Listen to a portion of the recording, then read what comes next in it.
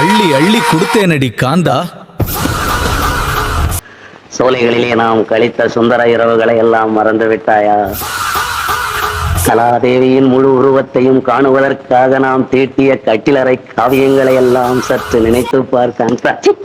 உயமே, உயிரே, உயிரின் உள்ளோடும் உணர்வே என்றெல்லாம் ஆயிரம் ஆயிரம் சாகச மொழிகளை அள்ளிச் சொரிந்த உன் அழகு திருவாய் இன்று ஏன் அனல் கக்குகிறது? செந்தேனே, சித்திடையே, வா வா, வந்தேனே, அப்படியே கட்டி அணைத்துக் கொள்.